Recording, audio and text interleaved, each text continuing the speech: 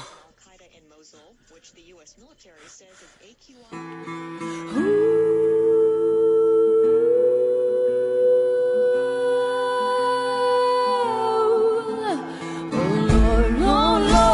Somewhere between a hangman's knife and 3 months to feed. He was in a rock or a right he could choose. He did what he had to do. Oh, he did what he had to do.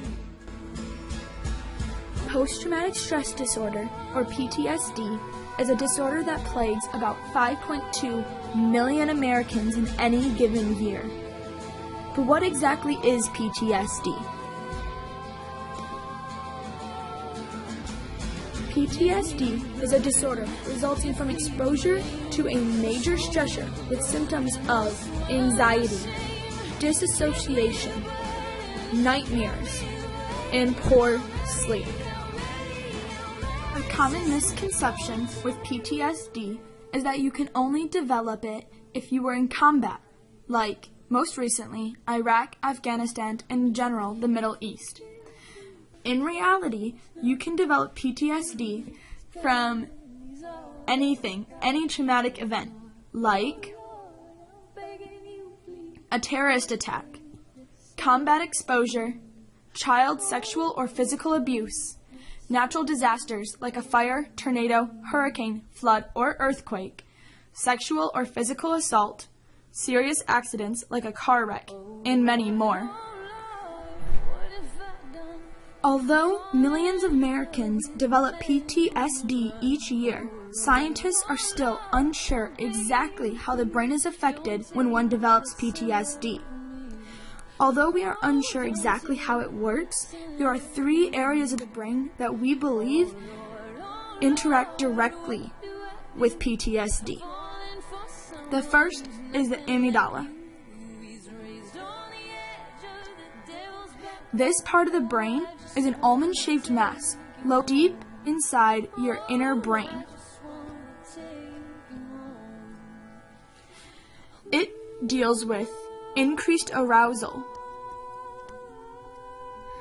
autonomic responses associated with fear,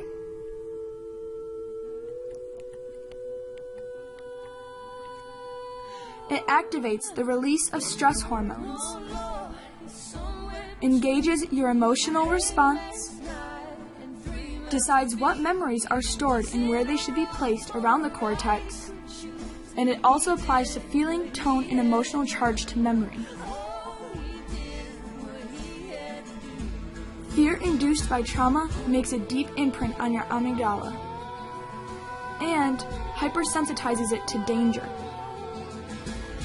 Many scientists believe that it is this hypersensitization that causes people who develop PTSD to be in a constant state of arousal.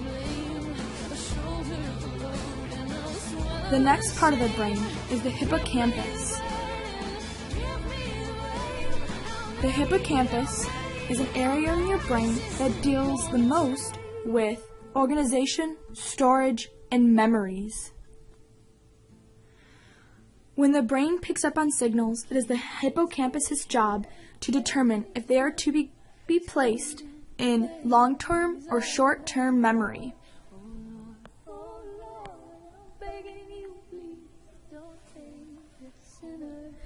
What happens with PTSD, however, is that trauma will hijack this process.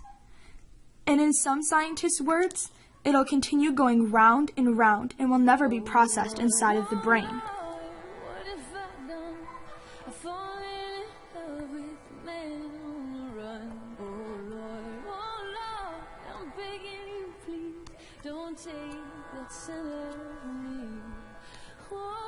Some scientists even believe that PTSD is more susceptible to people who have a smaller hippocampus. And some believe that after the effects of trauma, the hippocampus is damaged and even shrinks, causing PTSD to rage rampant. The third part of the brain that is very important to the development of PTSD is your prefrontal cortex. This is located in the very front of your brain. The prefrontal cortex is actually responsible for some of the major symptoms relating to PTSD. The inability to have a normal reaction, that all deals with the prefrontal cortex. This is what causes people who suffer from PTSD to overreact, to choose fear instead of rationalizing their choices. Decreased blood flow to the left prefrontal lobe can make you have less ability for language and memory, where the blood flow to your right prefrontal lobe can increase so that you experience more sorrow, sadness, and anger. All three of these parts of the brain help what we know as PTSD develop. But if we can understand where and how PTSD develops within the brain, we are that much closer to discovering an accurate form of rehabilitation for not only our soldiers, but for anyone who suffers from PTSD, like rape victims and victims of assault.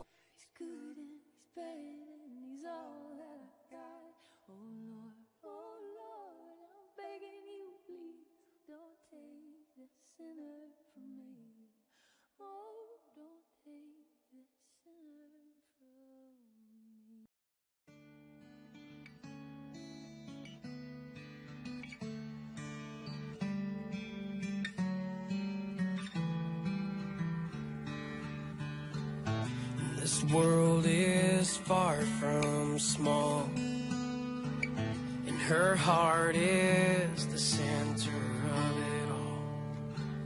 And there's a river that runs through hills, and it's never still. From as young as I can remember, my uncle would always try to get me, somewhere alone and, touch me and kiss me and just grope me inappropriately. And he would be so bold as we were having a formal dinner, to reach under the table and try to get in my clothes.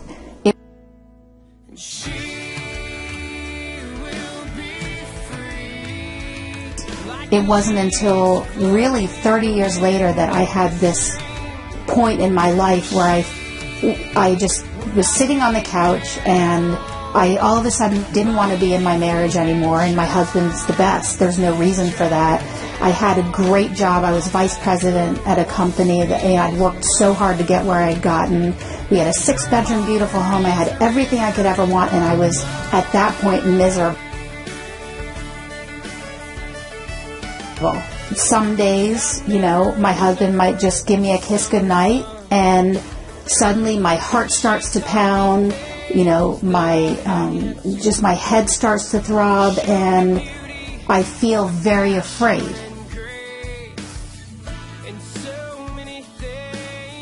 And a lot of people think that flashbacks are just memories that you might remember, recall, maybe see a picture, but really what it is a re-experiencing of what happened.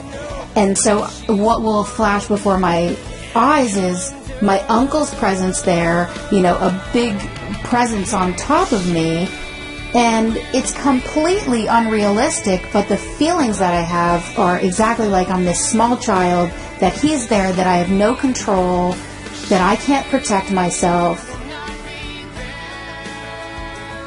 Just because you have PTSD does not mean that you're crazy. And in fact, somebody who's been diagnosed with something has stepped up and said, I have these issues, I want help for these issues, and it's actually very treatable.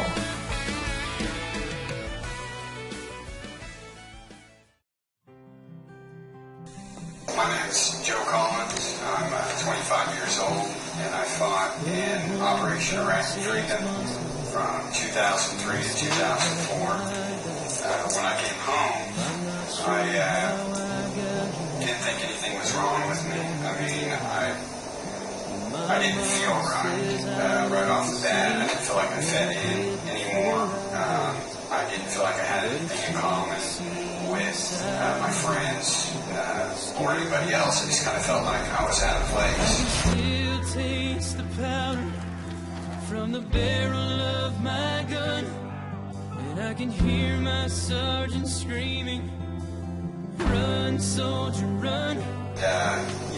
Felt out of place, didn't feel like I fit in, and thought maybe the feeling would go away, that I would adapt to it, like I adapted to being overseas and things like that. I thought that, after being home enough time, that I would start to fit back in, things would become normal again, and actually the opposite happened. I ended up getting a job with the federal government, working at my home unit as a federal employee. Small parade downtown, and when they shot off those fireworks, I nearly hit the ground. While they And worked there for about 7 or 8 months. And from immediately when I started working there, towards the end, my health just rapidly started to decline. I started showing up to work. I'd shave, I'd have a full beard, like never become my hair. Started losing a lot of weight. I wasn't sleeping right. And I can feel the backpack on my shoulders, counting weight a ton. When I was overseas, I got used to such extremes. Came back, I didn't know what was normal and what was extreme. Taught me how to put that uniform on. I just can't get it on. So I just kept trying to go and go and go. Just kind of learning to push myself. And I thought, well, kind of like they're saying, I don't know if it's in my head or if it'll just go away or what the deal is, but I just kept forcing myself to go on. I can still taste the powder from the barrel of my gun, and I can hear my sergeant screaming, Nobody had ever talked to me about it, the symptoms, and I can feel first time I heard of that backpack on my is I shoulders, was at work talking to one of my coworkers.